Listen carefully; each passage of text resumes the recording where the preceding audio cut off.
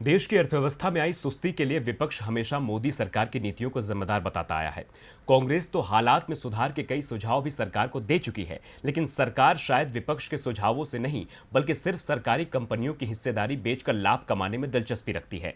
यही कारण है कि सरकार अब 23 सरकारी कंपनियों की हिस्सेदारी बेचने की प्रक्रिया में जुटी हुई है। एक रिपोर्ट देखिए। देश के आर्थिक हालात को कैसे सुधारा जाए, अर्थव्यवस्था को रफ्तार देने के लिए क्या कर रही है सरकार, ये वो सवाल हैं जो विपक्ष की ओर से कई बार केंद्र की नरेंद्र मोदी सरकार से पूछे जाते हैं। लेकिन सरकार बार बार इन सवालों पर चुप्पी साध लेती है और सार्वजनिक क्षेत्रों में निजीकरण को बढ़ावा देने पर जोर देती है।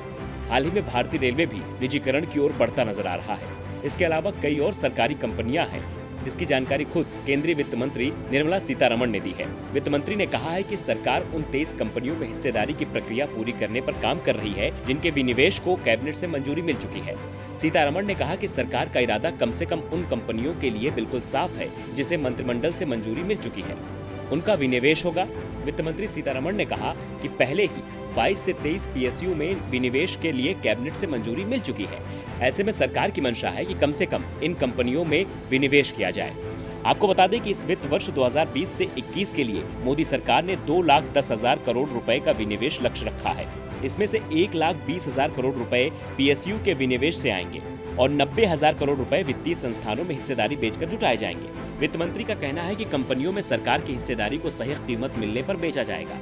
निर्मला सीतारमण ने कहा कि सरकार आत्मनिर्भर भारत पैकेज के तहत निजी भागीदारी के लिए सभी क्षेत्रों को खोले जाने की घोषणा की थी। उन्होंने कहा कि अभी इस बारे में अंतिम फैसला नहीं हुआ है, इसलिए मैं अभी कुछ बोल नहीं सकती। लेकिन उन क्षेत्रों में जिसे हम रणनीतिक कहने जा रहे हैं, निजी क्षेत्र को निश्चित रूप से आने की अनुमति होगी, लेकिन उनमें सार्वजनिक क्षेत्र की इकाइयों की संख्या अधिकतम 4 तक सीमित होगी।